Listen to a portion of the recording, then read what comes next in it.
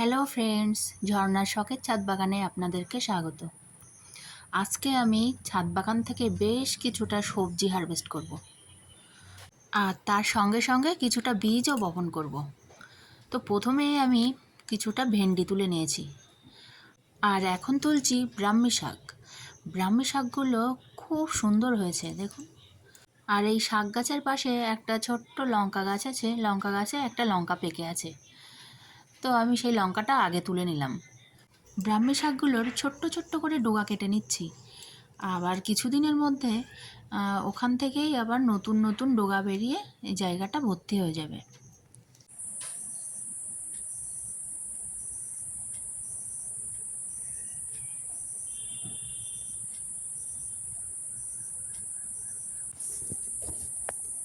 এবার আমি কয়েকটা কুমড়োর ফুল তুলে নেব।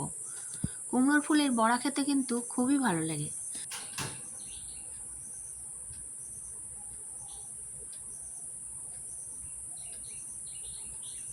আর এখানে একটা ছোট্ট উচ্ছে গাছের মাচা আছে, সেইখান থেকেই আমি কিছুটা উচ্ছে তুলে নিলাম।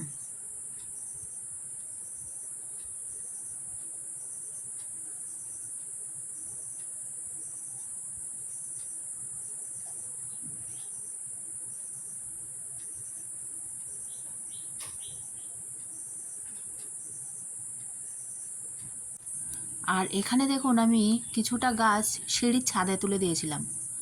তো এখানেও বেশ ভালোই উচ্ছে হচ্ছে। তো এই উচ্ছেগুলো আমি তুলে নিচ্ছি।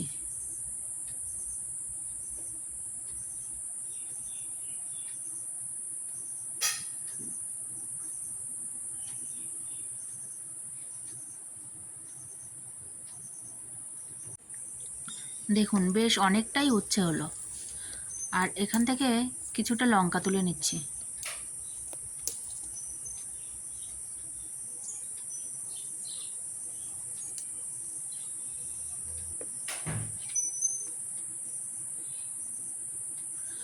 আর এখানে একটা মাচা দেওয়া আছে বরবটি গাছের।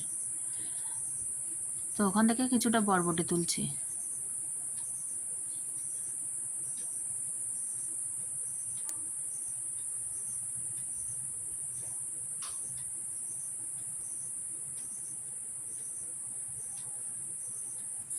এই দেখুন, ছাদ বাগান থেকে আমি 1 কুলো সবজি হারভেস্ট করলাম।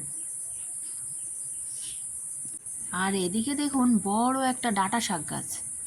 এটা কিন্তু সুরেশ্বরী ডাঁটা। এই ডাঁটা শাকের ফুল হয় না।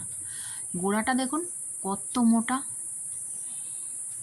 ডাঁটাটা আমি তুলে নিলাম।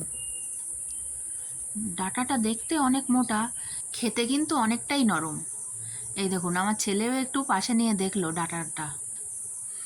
আর ওই ডাঁটাটা আমি বটি দিয়ে কাটতে পারিনি, তাই দা নিয়ে চলে এসেছি বারান্দায় ডাঁটাটাকে কাটার জন্য।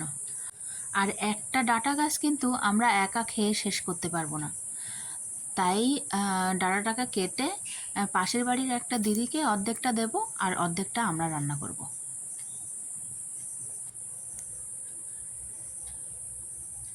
ওই দিদিটা আমার এই ডাঁটাটা দেখে কিন্তু অবাক হয়ে গেছে যে এত বড় ডাঁটা ছাদ বাগানে হতে পারে।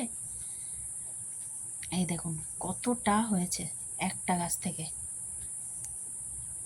আর এদিকে দেখুন, আমি চলে এসেছি কিছু দানা বসানোর জন্য।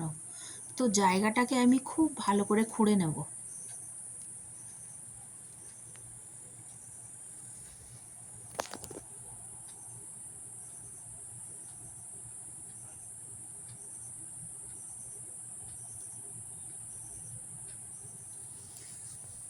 এই মাটির সঙ্গে আমি আরও কিছুটা গোবর সার পাইল করে নিচ্ছি। গোবর সারটা মাটির সঙ্গে খুব ভালো করে মিশিয়ে নিয়ে তারপরে আমি দানা বসাবো।